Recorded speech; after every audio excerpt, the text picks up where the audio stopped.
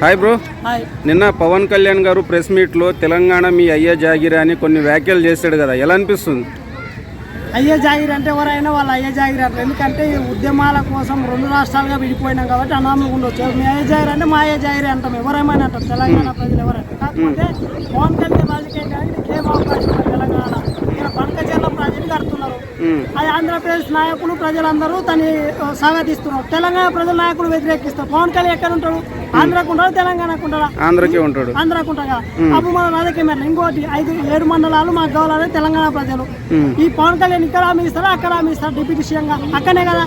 కాబట్టి ఇవి అన్నిట్లకి ఎలా సవాళ్ళని ఎదుర్కొంటారు రాజకీయం? అంటే చాలా మంది ఏమంటున్నారు అంటే, మీరు ఆంధ్రాలో డిప్యూటీ సీఎం ఉన్నారు, ఆంధ్రాలో అధికారం ఉంది, అక్కడనే ఏం చేయలేరు, మీరు ఇక్కడ వచ్చి ఏం చేస్తావు అని అంటున్నారు చాలా మంది. అంతే కదా. ఇప్పుడు అదే ఇప్పుడు తెలంగాణ అడుగు పెట్టి వీటన్నిటికి ఎలా ఆమోదిస్తారు? ఇప్పుడు ఏది కృష్ణా జలాల మీద కూడా ఇప్పుడు 2 రాష్ట్రాలకి ఇబ్బంది ఉన్నది.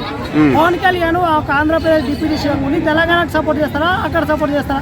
కాబట్టి నీ రాజకీయ రూట్ అనేది వేరే ఉన్నది. ఎందుకంటే నీకు ఆలోచన లేని రాజకీయం పనికిరాదు తెలంగాణ. అంటే ఎవరు అంటే బీజేపీ స్క్రిప్ట్ అంటున్నారు, మీకేమనిపించింది? అంత బీజేపీ గైడ్ లైన్స్ తోనే తెలంగాణలో అడుగు పెడుతున్నారని.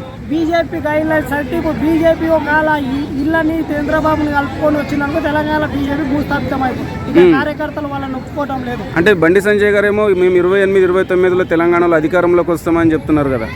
బండి ఇండివిజువల్గా వస్తే వస్తారు, కానీ తెలుగుదేశం జనసేన కలిపి రాలేరు. అదొక పాయింట్ మేజర్. ఇంకోటి ఏంటంటే తెలంగాణ ఆంధ్రప్రదేశ్ అనేది ఒక ఆత్మగౌరవం కోసం విడిపోయింది కాబట్టి ఎవరెక్కడ కలిసి ఉండొచ్చు. కానీ ఇక్కడ ఉన్న పార్టీలను అక్కడికి యాక్సెప్ట్ చేయరు, అక్కడ ఉన్న పార్టీకి ఇక్కడ ప్రజలు యాక్సెప్ట్ చేసే పరిస్థితి లేదు.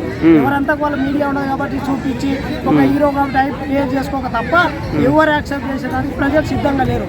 అంటే రేవంత్ రెడ్డి గారు కూడా నెక్స్ట్ 30 మళ్ళీ అధికారంలోకి మేమే వస్తాము, డెవలప్మెంట్ చేస్తున్నాము, అభివృద్ధి చేస్తున్నాము, సంక్షేమ పథకాలు ఇస్తున్నామని రేవంత్ రెడ్డి గారు అంటున్నారు. మరి మీకేమనిపిస్తుంది?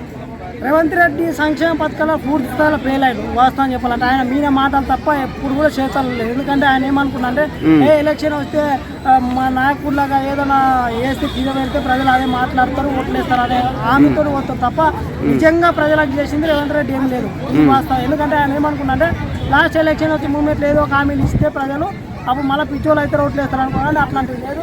కేసీఆర్ గతంలో చూసి కాబట్టి మీకు అవకాశం తగ్గిపోతుంది, మీరు గుర్తు పెట్టుకోవాలి. అంటే మరి ఎవరు వస్తారు 28-29లో తెలంగాణలో ఎవరు వచ్చే అవకాశం ఉంది? బీజేపీ, తెలుగుదేశం, జనసేన కాకుండా ఇండివిజువల్ పోటీ చేస్తే బీజేపీ వచ్చే అవకాశం ఉంటుంది. వాళ్ళు గట్టి కొట్లాడితే లేదు, వాళ్ళ మధ్య వాళ్ళ విభేదాలు ఉండి ఒక టీడీపీని జనసేన కలుపుకొస్తే రాలేని పరిస్థితి. అప్పుడు మళ్ళీ బీఆర్ఎస్కి అవకాశం ఉంది.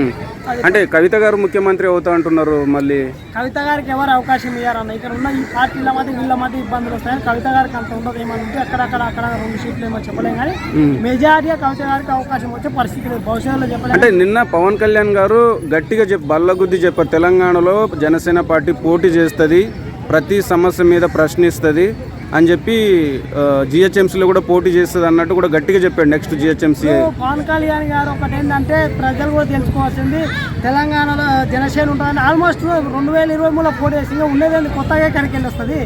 మొన్న పోటీ చేయలేదా, ఇప్పుడు కొత్తగా ఎందుకు వస్తుంది? కాబట్టి ఆయన ఏదో ఒక రకంగా ప్రజలని అంటే చాలా మంది పొలిటికల్ అనాలిసిస్టులు ఏమంటున్నారంటే జస్ట్ ఓట్లు చీల్చడానికి వస్తున్నాడు అనేది ఒక అంటే బీఆర్ఎస్కు కాంగ్రెస్ ఓట్లు చీల్చడానికే పవన్ కళ్యాణ్ బీజేపీ ఇచ్చిన స్క్రిప్ట్ ఇక్కడ ఫాలో చేసి కొన్ని ఓట్లు చీల్చడానికి వస్తున్నాడు అని అంటున్నారు. మీకేమనిపించింది? చెప్పలేము ఎలక్షన్. కాకపోతే ఆ పవన్ కళ్యాణ్ కొన్ని రోజులు అయితే తెలుసు ఆయన ఏ విధంగా తెలంగాణ ప్రజలకు ఎలాంటి దగ్గర దాన్ని చూసి ప్రజలు ఆలోచిస్తారు. పవన్ కళ్యాణ్ ఎవరు స్కిట్తో వచ్చారా, ఎవరు పంపించారని కొన్ని రోజులలో తెలుస్తుంది. ఆయన ఈ రోజు ప్రెస్ మీట్ పెట్టారు చెప్పారు, కానీ భవిష్యత్తులో ఎలా ఉంటుందని దాన్ని బట్టి ఆలోచిస్తారు ప్రజలు కూడా.